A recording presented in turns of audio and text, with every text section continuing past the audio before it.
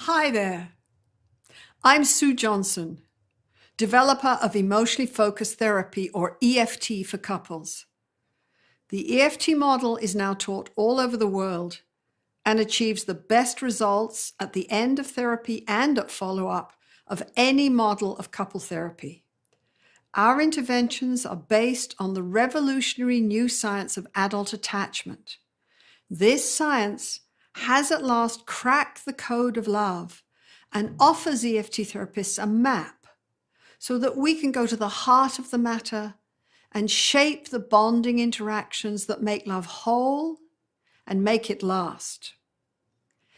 But shaping new interactions between distressed partners often feels like trying to play a violin in the middle of a war zone. This is one of the tasks that makes couple therapy feel like a real challenge. If you're going to set up new conversations that can gradually redefine a distressed relationship, you have to know what to do when these conversations start to go wrong. So I'm going to tell you about two simple techniques that EFT therapists use to make sure that shaping positive, more connected conversations goes smoothly. And they are called Slice It Thinner and Catch the Bullet. In EFT, we help people access new, softer emotions and then distill a clear emotional message to send to their partner. But sometimes, when we ask a client to share this new, softer emotional message directly with their partner, they cannot. We help this person by simply accepting their reluctance and then reflecting this difficulty. We switch from sharing vulnerability to simply sharing how hard it is to begin to risk and share. We slice this risk of being vulnerable thinner for them.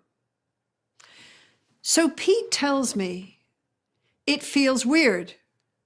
I don't want to turn and tell Sally about this. She might not like it. See me as weak. It won't work."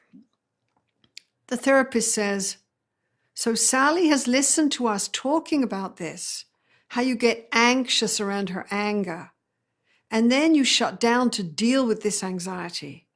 But it's too hard right here. It feels risky to turn towards her and tell her this directly." And he nods. "So then, can you tell her, please? Somehow it's too hard. It doesn't feel safe to tell you to your face about how anxious I get when you get angry." Pete does this. By revealing first how scared he is of sharing his fears, he begins to risk letting Sally into his inner world and to help her see his withdrawal from her in a new light. The second block to sharing new interactions occurs when Pete's partner, Sally, cannot take in, trust, or respond to Pete's new revelations. She reverts back to blaming or discounting responses, which are part of this couple's cycle of distress and distance.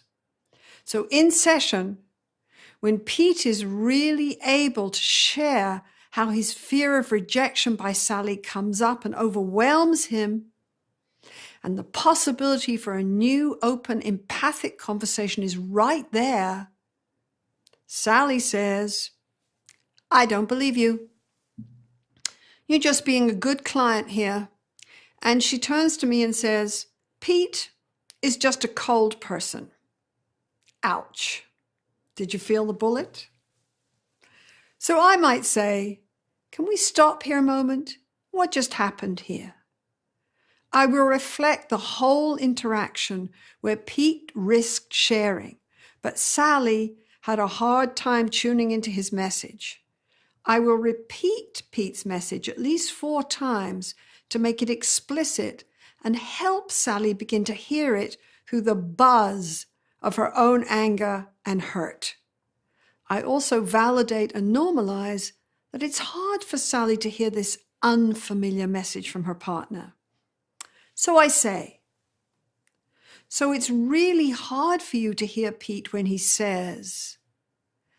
You usually make sense of his behavior by telling yourself that he's simply unfeeling. So then this message from him doesn't fit at all. You usually tell yourself he just doesn't care about your upset.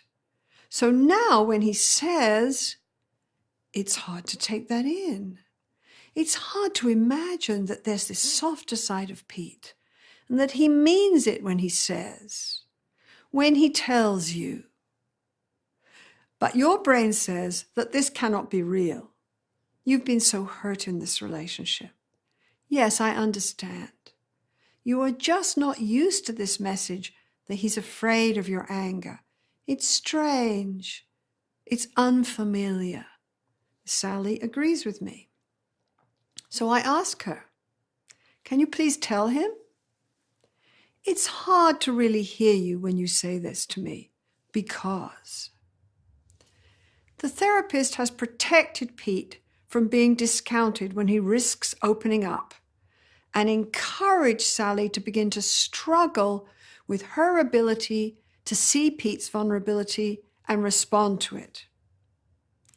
In every session of EFT, small, successful moments of reach and respond begin to de-escalate negative patterns of interaction and build moments of safe connection that later will flower into what we call hold me tight conversations.